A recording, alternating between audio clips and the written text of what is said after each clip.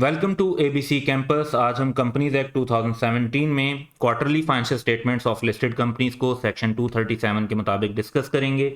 तो जैसे नाम से पता चल रहा है कि ये रिक्वायरमेंट सिर्फ लिस्टेड कंपनीज पर अप्लाई होती है और क्वार्टरली फाइनेंशियल स्टेटमेंट्स की है, लेकिन इसमें additionally half yearly financial statements की भी रिक्वायरमेंट है, उसको भी हम डिस्कस कर रहे होंगे।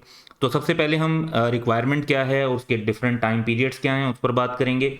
फिर फर्स्ट क्वार्टर में एक्सटेंशन अलाउ हो सकती है, तो वो उसकी क्या कंडीशंस हैं उन पर बात करेंगे। फिर क्वार्टरली फाइनेंशियल स्टेटमेंट्स की ऑथेंटिकेशन कैसे होती है, मेंबर्स को डिस्पैच करने के बारे में, वेबसाइट पर अपलोड करने के बारे में, और जो अथॉरिटीज़ हैं जैसे कमीशन, रजिस्ट्रार और स्टॉक एक्सचेंज, उनको हम इलेक्ट्रॉनिक फाइलिंग की जो रिक्वायरमेंट है उसके ऊपर बात करेंगे। तो इन 3 पॉइंट्स की तरफ वन बाय वन चलते हैं।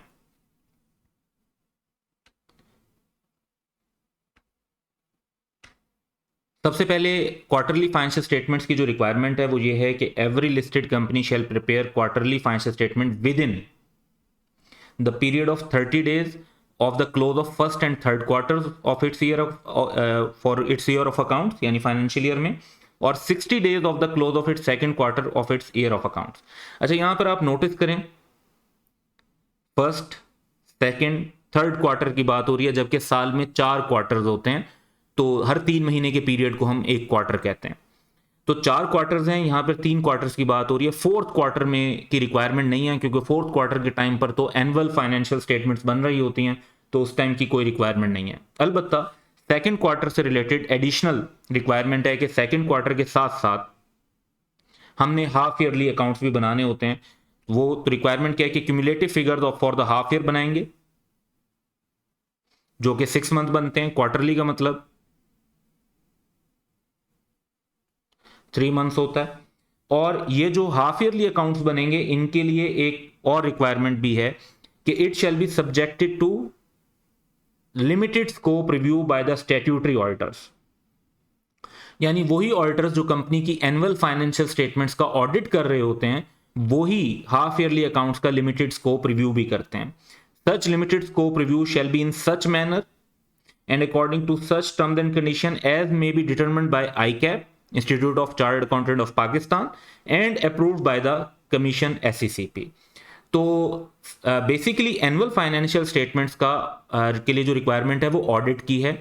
ऑडिट ज़्यादा डिटेल्ड रिक्वायरमेंट होती है, उसके अंदर रीजनेबल एश्योरेंस होती है, ज़्यादा डिटेल में प्रोसीजर फॉलो किए जाते हैं। रिव्यू जो है वो उसमें ऑडिट से मिलते जुलते प्रोसीजर तो फॉलो किए जाते हैं, लेकिन उतने डिटेल्ड नहीं होते जितने ऑडिट प्रोसीजर होते हैं। तो रिव्यू के प्रोसीजर उसके मुकाबले में कम टाइम टेकिंग और लेस डिटेल्ड होते हैं। इसकी जो एश्योरेंस होती है वो लिमिटेड एश्योरेंस होती है। और जो बाकी क्वार्टरली अकाउंट्स हैं जो कि 3 मंथ्स के बन रहे होते हैं, फर्स्ट, सेकंड और थर्ड क्वार्टर के, उनके लिए ना ऑडिट की रिक्वायरमेंट है ना रिव्यू की रिक्वायरमेंट है। कोई कंपनी करवाना चाहे तो उसको मना नहीं किया जा सकता, लेकिन जो रिक्वायरमेंट है वो ये है कि एनुअल फाइनेंशियल स्टेटमेंट्स का ऑडिट होता है, हाफ ईयरली फाइनेंशियल स्टेटमेंट्स का रिव्यू होता है, और क्वार्टरली फाइनेंशियल स्टेटमेंट्स के लिए कोई रिक्वायरमेंट नहीं है। तो ये हमारी मेन रिक्वायरमेंट हो गई। इनको हम एक एग्जांपल के थ्रू भी ज़रा टाइम पीरियड को देखते हैं, क्योंकि फर्स्ट और थर्ड क्वार्टर के लिए 30 डेज और सेकंड क्वार्टर के लिए 60 डेज का जो टाइम दिया गया ये कैसे अप्लाई होता है। तो Adeel limited is a listed company, क्योंकि ये जो रिक्वायरमेंट्स हैं लिस्टेड कंपनी पर ही अप्लाई होती हैं। It has financial year of 1 July 2019 to 30 June 2020। It shall prepare financial statement as follows. अब देखें, 1 जुलाई को जब उनका ईयर शुरू हुआ तो फर्स्ट क्वार्टर एंड होगा उनका 30 सितंबर 2019 को। इस फर्स्ट क्वार्टर के 30 डेज के अंदर उन्हें अपनी फाइनेंशियल स्टेटमेंट्स प्रिपेयर करनी है क्वार्टरली, तो 30 डेज बन जाएंगे 30 अक्टूबर 2019 को। जब सेकंड क्वार्टर की बात आएगी तो वो बनता है 31 दिसंबर 2019 को। तो इस पर एक तो क्वार्टरली फाइनेंशियल स्टेटमेंट भी बनेंगी 3 महीने की, और 6 महीने की हाफ ईयरली भी बनेंगी सेम डेट पर। तो इस टाइम पर 2 फाइनेंशियल स्टेटमेंट्स बन रही होंगी, क्वार्टर की भी और हाफ ईयर की भी। इनकी टाइम लिमिट है 60 डेज की। तो 31 दिसंबर 2019 से 60 डेज अगर हम लेकर चलें तो 31 डेज बनते हैं जनवरी के, और 29 डेज फरवरी के। 2020 लीप ईयर है तो इसमें 29 डेज होंगे, तो ये ऐड करके हम चलेंगे। जहां पे ईयर हो जैसे 2021, 22, 23, तो वहां पर आपने डेट फिर 1 मार्च की बनेगी इन दिस सिचुएशन। फिर थर्ड क्वार्टर की बात करें अगर हम, जो 31 मार्च 2020 को एंड होगा, तो उसमें भी टाइम 30 डेज का ही है, तो वो 30 अप्रैल की डेट बनेगी। तो आप देखें फर्स्ट और थर्ड क्वार्टर के लिए 30 डेज का टाइम है, और सेकेंड क्वार्टर और हाफ ईयरली के लिए 60 डेज का टाइम है। फिर जो कंपनी एनुअल फाइनेंशियल स्टेटमेंट्स बनाएगी, जो कि हम ऑलरेडी रेलिवेंट सेक्शन में डिस्कस कर चुके हैं, उसमें होता है कि क्लोज ऑफ फाइनेंशियल ईयर से आपने 120 डेज के अंदर फाइनेंशियल स्टेटमेंट बनानी होती हैं। तो 30 जून जो इनका ईयर एंड है, उससे 120 डेज बनेंगे 28 अक्टूबर 2020 को। तो एक लिस्टेड कंपनी बेसिकली जो है वो 3 क्वार्टरली फाइनेंशियल स्टेटमेंट, एक हाफ ईयरली फाइनेंशियल स्टेटमेंट और एक एनुअल फाइनेंशियल स्टेटमेंट जो है वो अपने मेंबर्स के साथ शेयर कर रही होती है। तो ये एग्जांपल थी ताकि इस कॉन्सेप्ट को अंडरस्टैंड किया जा सके। अब आगे चलते हैं, और नोटिस ये करना है कि ये सेकेंड क्वार्टर में और थर्ड क्वार्टर में टाइम एक्सटेंड नहीं हो सकता। फर्स्ट क्वार्टर का टाइम ये 30 डेज से एक्सटेंड भी हो सकता है।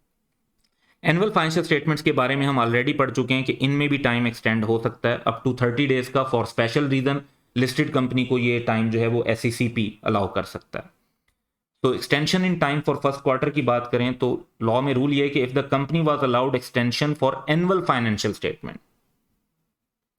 तभी कंपनी को फर्स्ट क्वार्टर में भी एक्सटेंशन मिलेगी। अगर एनुअल फाइनेंशियल स्टेटमेंट के लिए एक्सटेंशन नहीं मिली तो फर्स्ट क्वार्टर के लिए भी एक्सटेंशन नहीं मिलेगी।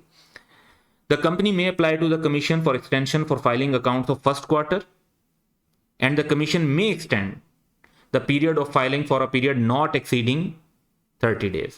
तो एनुअल फाइनेंशियल स्टेटमेंट की एक्सटेंशन मिल चुकी हो लास्ट ईयर की, प्रीसीडिंग फाइनेंशियल स्टेटमेंट्स की एनुअल की, तो फर्स्ट क्वार्टर जो है उसके लिए भी 30 डेज तक की एक्सटेंशन मिल सकती है, 30 डेज तक की। एग्जाम्पल से इसको डिस्कस करते हैं। Board of relax furniture limited, a listed company, could not lay before the company in annual general meeting its annual financial statement for the year ended 30th June that was required to be laid on or before 28th October। तो जो time period था वो उनका 28 अक्टूबर का बनता था, उन्होंने वो तब तक फाइनेंशियल स्टेटमेंट मुकम्मल नहीं कर सके, तो उन्होंने SECP में एक्सटेंशन के लिए अप्लाई कर दिया। लेट से एज्यूम करते हैं कि कमीशन ने वो पीरियड उन्हें एक्सटेंड कर दिया 30 डेज से, और उनको अलाउ कर दिया कि वो 27 नवंबर तक जो है अपनी फाइनेंशियल स्टेटमेंट्स ले कर लें और AGM तब कर लें। RFL was required to file its account for first quarter on or before 30th अक्टूबर, क्योंकि इनका फर्स्ट क्वार्टर जो एंड हुआ होगा वो हुआ होगा 30 सितंबर को।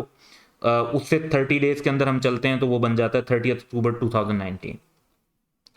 Hence also applied to the commission to extend the period of filing। जब तक एनुअल फाइनेंशियल स्टेटमेंट फाइनल नहीं हुई तो अगले क्वार्टर की फाइनल करना भी, क्योंकि जो एनुअल फाइनेंशियल स्टेटमेंट्स की क्लोजिंग फिगर्स होंगी वो अगले आने वाले क्वार्टर के लिए ओपनिंग फिगर्स बनेंगी, तो ऑब्वियसली उसमें प्रॉब्लम आता है।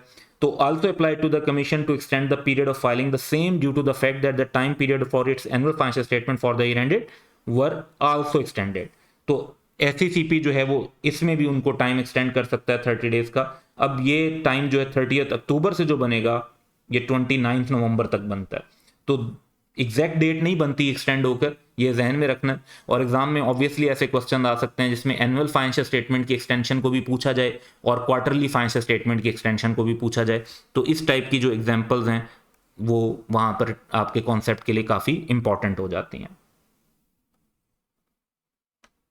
अब हम डिस्कस करेंगे ऑथेंटिकेशन, डिस्पैच, अपलोड और इलेक्ट्रॉनिक फाइलिंग को। तो जो ऑथेंटिकेशन है यानी फाइनेंशियल स्टेटमेंट की, क्वार्टरली फाइनेंशियल स्टेटमेंट की अप्रूवल और ऑथेंटिकेशन वो सेम है एनुअल फाइनेंशियल स्टेटमेंट वाली, यानी बोर्ड ऑफ डायरेक्टर अप्रूव करते हैं और ऑथेंटिकेशन के लिए साइन कौन करता है बोर्ड ऑफ डायरेक्टर के बिहाफ पे? चीफ एग्जीक्यूटिव, एक डायरेक्टर, और अगर लिस्टेड कंपनी हो तो CFO। और क्वार्टरली फाइनेंशियल स्टेटमेंट तो होती ही लिस्टेड कंपनी की हैं, इसलिए इसमें CFO लाजमी होगा। फिर रिक्वायरमेंट है कि क्वार्टरली फाइनेंशियल स्टेटमेंट्स कंपनी अपनी वेबसाइट पर पोस्ट करेगी। The quarterly financial statement shall be posted on the company's website for the information of its member. The commission में specify the time period for which the quarterly financial statement shall be made available. यानी ऐसा नहीं कि भाई 1-2 घंटे को कुछ दिनों के लिए आप रखें और फिर हटा लें। जो SECP स्पेसिफाई करेगा, मंथ्स, डेज या ईयर्स, जितना भी टाइम स्पेसिफाई करेगा उसके लिए कंपनी को वो फाइनेंशियल स्टेटमेंट अपनी वेबसाइट पर रखनी होंगी। इसके अलावा जो अथॉरिटीज़ हैं उनके पास इलेक्ट्रॉनिक फाइलिंग करनी होती है क्वार्टरली फाइनेंशियल स्टेटमेंट की, SECP को भेजेंगे, सिक्योरिटीज एक्सचेंज यानी पाकिस्तान स्टॉक एक्सचेंज में जमा करवाएंगे और रजिस्ट्रार के पास जमा करवाएंगे। तो ये तो सारा इलेक्ट्रॉनिक हो गया। मेंबर्स को जो डिस्पैच भी किया जाएगा तो उसमें लाजमी नहीं है कि कंपनी अपनी तरफ से, एनुअल फाइनेंशियल स्टेटमेंट तो कंपनी ने 21 डेज बिफोर द मीटिंग तमाम मेंबर्स को डिस्पैच करनी ही करनी होती हैं लाजमी, विदाउट एनी रिक्वेस्ट। लेकिन क्वार्टरली फाइनेंशियल स्टेटमेंट जो है ना वो डिस्पैच सिर्फ तब करनी होती है जब मेंबर की रिक्वेस्ट हो। A copy of the quarterly financial statement shall be dispatched in physical form if so requested by any member without any fee। तो बस फर्क ये है कि एनुअल फाइनेंशियल स्टेटमेंट में भी कोई फीस नहीं होती और मेंबर को डिस्पैच किया जाता है, लेकिन वो तो कंपनी ने करनी ही करनी है, उसमें रिक्वेस्ट की जरूरत नहीं है। यहाँ पे मेंबर की रिक्वेस्ट पर होगा लेकिन फिजिकल फॉर्म में डिस्पैच करेंगे और विदाउट एनी फी होगी, ये भी एनुअल फाइनेंशियल स्टेटमेंट्स की तरह। तो that's all for today, have a good day.